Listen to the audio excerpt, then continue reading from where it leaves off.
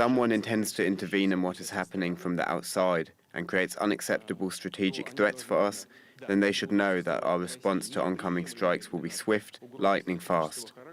We have all the tools for this, ones that no one can brag about. And we won't brag.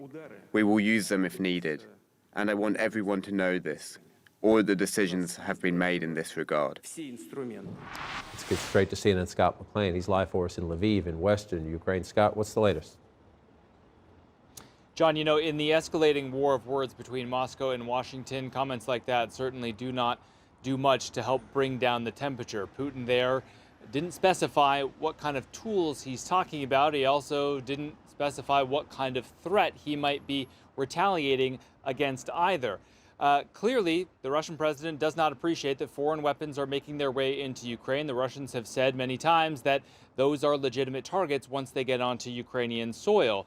Clearly, economic targets are legitimate for the Russians as well in response to sanctions against Russia. The EU is calling this decision to shut off the gas pipes to Poland and Bulgaria blackmail. Well, Moscow says it's just policy. The EU says that both countries are now being supplied by other countries. Poland, in fact, says that it won't need Russian gas at all by the fall. But let's keep in mind that 40% of Europe's gas comes from Russia. And the Russians are even warning Poland, for instance, because a pipeline goes through its territory en route to Germany, warning the Poles not to siphon gas from that line or it will shut it off even to the Germans as well.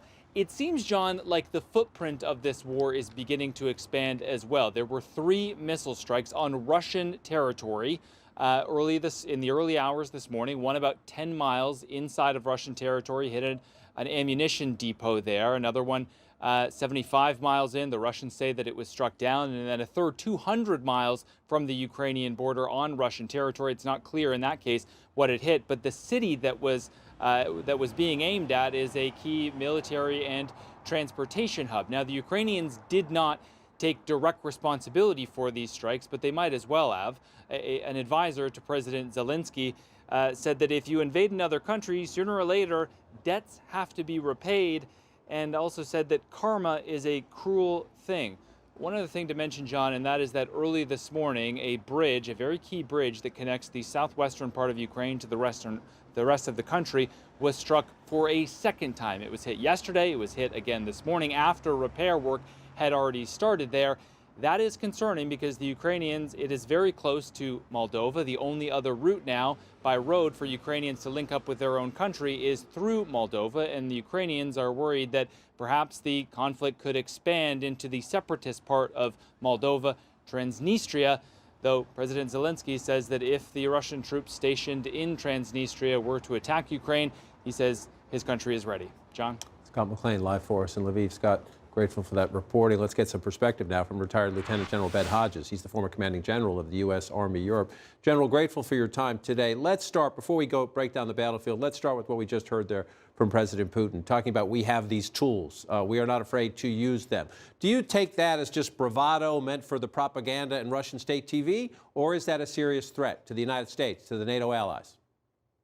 Well, I think President Putin is very serious, but I also do not think it's likely that he would actually follow through on that.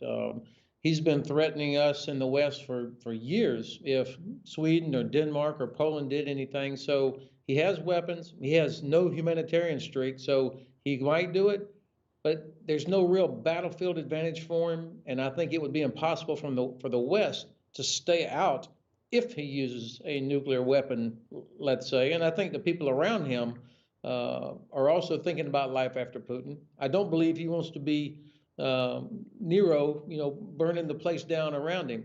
Now, it is worth thinking about if he were to use a tactical nuclear weapon, let's say, which is a relatively low yield, the destructive effect would not be much more than what he's already done to Mariupol and other cities.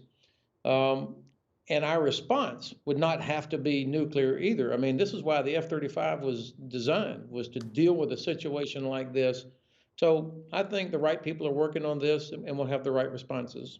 You hear those tough words from Putin, and you have the decision to cut off gas to Poland and Bulgaria a day after the United States pulled together 40 nations. And the message was, we're going to meet every month, and we're going to keep sending what Ukraine needs to Ukraine, including a big decision from Germany. For the first time, the Germans providing heavy equipment here, these Gepard anti-aircraft systems. It looks like a tank, but it's essentially an armored vehicle that has anti-aircraft guns on it. You're familiar with this weapon system, sir. The Germans no longer use it, but they are now giving it to the Ukrainians. How significant, A, is the weapon, and B, that the Germans, who have been historically reluctant to use their military, are now sending these to Ukraine? John, if I may, the fact that President Putin has decided to cut off gas to Poland and Bulgaria is another in a long line of strategic blunders by the president of the Russian Federation. This only accelerates the departure of his former customers who are now looking for alternative sources and alternative types. So he's only hurting himself in the long run. As far as Germany goes, obviously this is important. I live in Frankfurt, so I'm aware of the debates going on inside the coalition government of Germany. They've made the decision to do this. The Gepard represents a very good capability against helicopters and drones, and of course could be used in a ground support role as well. You're right that it looks like a tank because this turret is mounted on the same chassis as a Leopard, the German Leopard tank. So this is a very good capability that Ukrainians can use for this fight.